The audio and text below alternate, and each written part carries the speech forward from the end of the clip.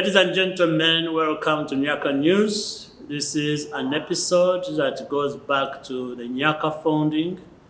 My name is Twesigye Jackson Kaguri. I am the CEO and founder of Nyaka. A small, tiny organization that started 22 years ago and has grown through the episodes you have already seen. And here we go, an episode about Nyaka. So Nyaka has been really blessed in so many different ways. Earlier this year, I started a program at Harvard University called Advanced Leadership Initiative. That meant I had to go physically from Michigan to Cambridge, Massachusetts, to spend a year with change makers around the world, but also people who are former CEOs and business people who want to make a difference in the world. My role in the program is to teach these people how to make a difference and strategically start social impact organizations or projects. Their role is to teach some of us, few of us, how to franchise businesses and do a better job. But I'm still doing work with Nyaka. Earlier this year, I ran half a marathon here in New York, in addition to the 3 marathons I have done before, and that ties into multi-dimensional funding. We don't only write to you as an individual and ask money or foundations, we also recruit runners. We partnered with the New York Marathon. Amazing chairperson of the board, kudos to you, George Hash. And kudos to you, Mama Sherry, who connected us to George Hash, and our amazing volunteers, Mark and Noel Mahone, who will continue to be Mark, Noel, and Sherry, our core anchor in New York during these marathons. This year, ladies and gentlemen, November 5, 20 volunteers are going to hit the streets of New York running to support Nyaka, a fundraiser that we look forward to, our largest event that raises more than $100,000 to support Nyaka grandmothers and children and communities we serve. We've had a tough summer in terms of raising money, doing some of the changes, but the rest of the year we are focused on keeping all students in school. Remember, we came from COVID, where kids are still catching up from that. Remember, we expanded grandmothers to 20,000, 88,000 children. We have opened a microfinance bank in Kambuga to do a social impact investment, commercial social impact investment to get more sustainable within that area. And we have actually promoted Jennifer from country director to chief operating officer, and Chris in the United States from managing director, chief operating officer. So the organization is growing in the systems, growing in numbers. We have senior director of development, Kelly Worthington, and a whole bunch of other fantastic hardworking people.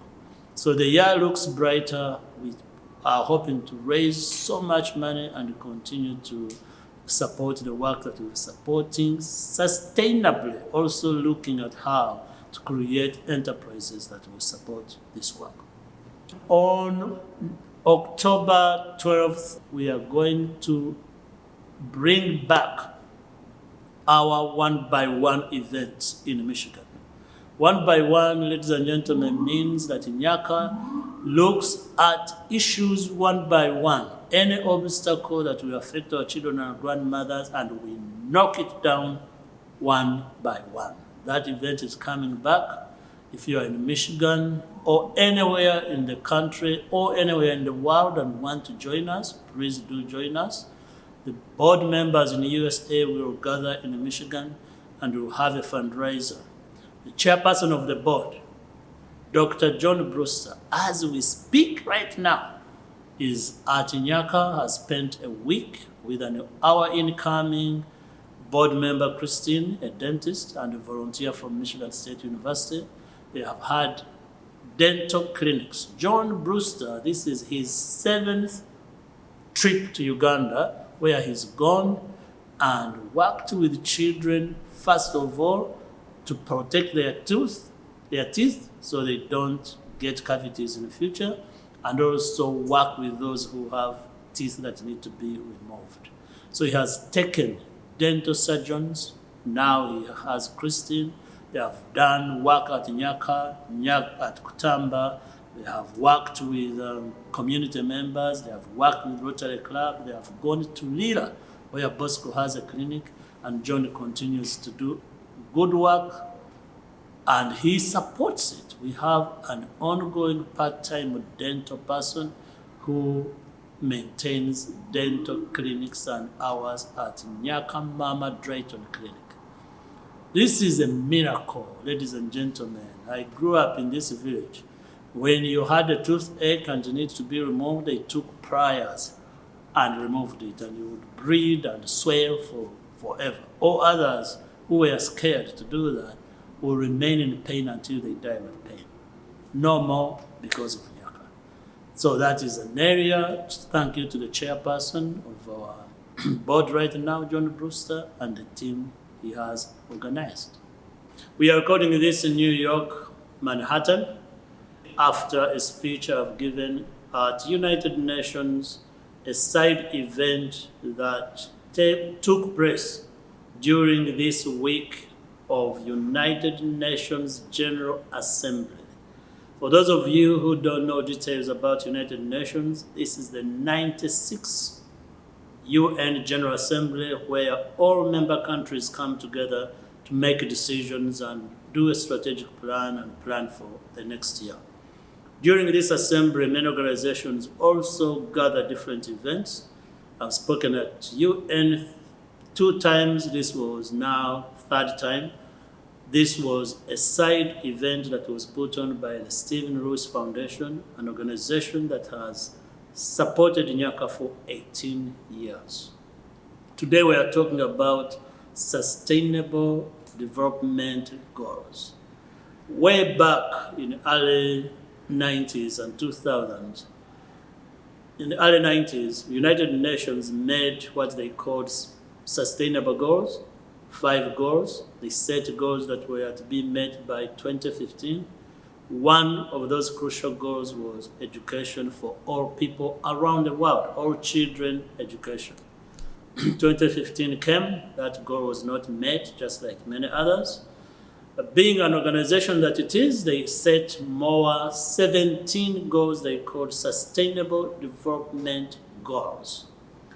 17 of those goals are spread between climate change, fighting poverty, building of infrastructure, gender equity, health, many of those. Nyaka, the organization we are talking about, ladies and gentlemen, covers 12 of the 17 goals.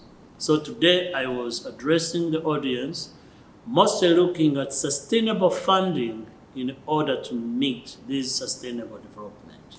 So before 2030, Nyaka has already, we've not met every goal, but we are working on each of those goals. We feed our children every day when you think of hunger. We educate children in schools. We work with the communities. We build infrastructure. We have climate change and sustainability. We work on gender issues, gender justice. So today I shared the story of Nyaka and what we do and those 12 goals of the 17. We shared with practitioners, funders, and the entire audience of decision makers around the world. Nyaka has been lucky to work with organizations and foundations like the Stephen Lewis Foundation.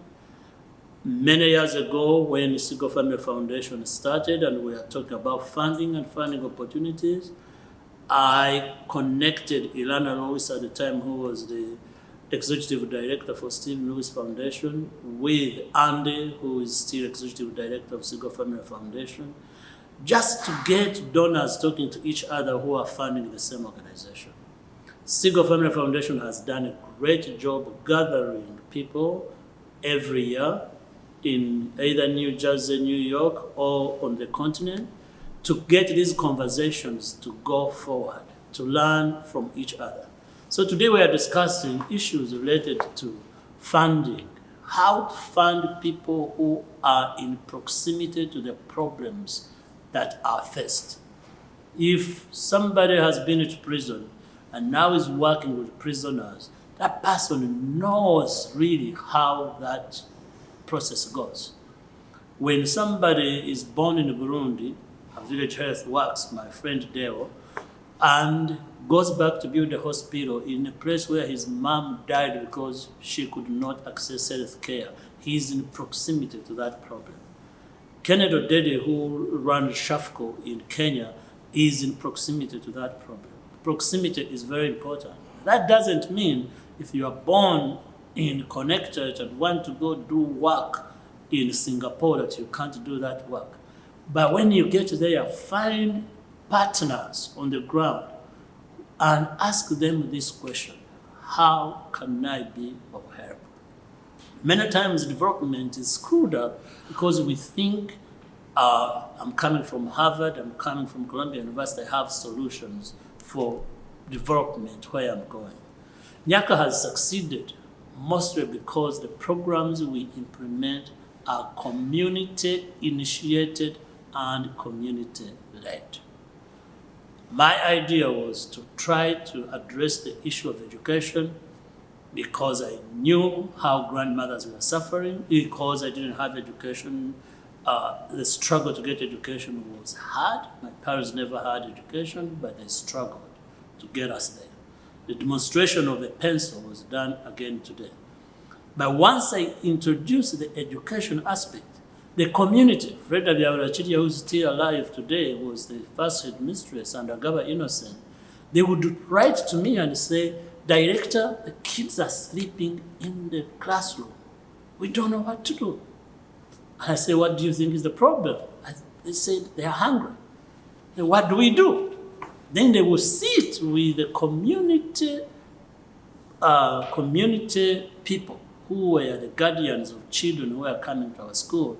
And I would say, maybe we should give them food. Many of us think if we're going to give them food, we buy food. And like, what are you going to do about it? They started a garden. Garden fed in front of the Nyaka guest house right now. Residues of that garden are still there, but we farm 14 acres. We have 120 acres of trees. We grew from that idea, kids are sleeping, to what we have now. Clinic came the same way. Kids had wounds, kids were walking and they knock their feet on stones and they have a wound. A wound is something I understood as a child. But when they said the kids are suffering and we don't know what to do, I said, what are we going to do? And Freda said something to me one time.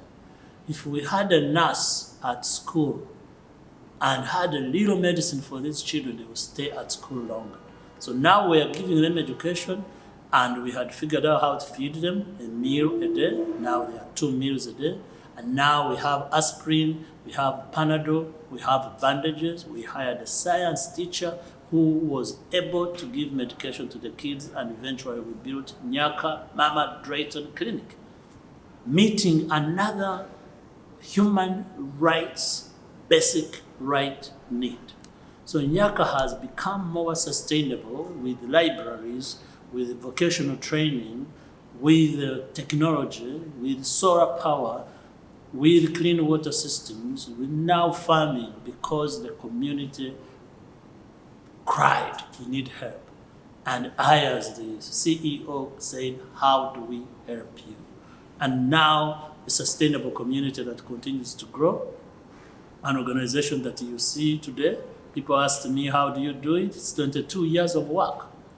But the important aspect, ladies and gentlemen, we have funders who believed and still believe in us. 18 years later, Stephen Lewis Foundation still funds. We've gone through a cycle of funders who graduate. Like, oh, we've given you money, now you should be at a certain level. But some of those foundations also came with capacity building. They helped to build you stronger, introduce you to others, and move you on. The individuals, Harriet Royce, who lives not far from here, from 1996 to this day, Harriet still supports the organization at 19 98 years of age. And here I said 19. She would love that we said she's 19 at 98. So this sustainable funding is trust-based. You have to be able to be trusted as an organization, and the funder has to be able to trust you that the money they give you for a building is going to build that building. If you have to change and buy malaria medicine with the money for the building, a donor has to give you consent. But it also comes with transparency from our organization. In 2015, when a child was raped going to school, that's traumatic for the child, it was traumatic for our staff. It's something many people don't want to communicate to donors because it's not a success story. We communicated it right away. Stephen knows our child was raped. As a result, we have now a full-fledged gender-based violence program.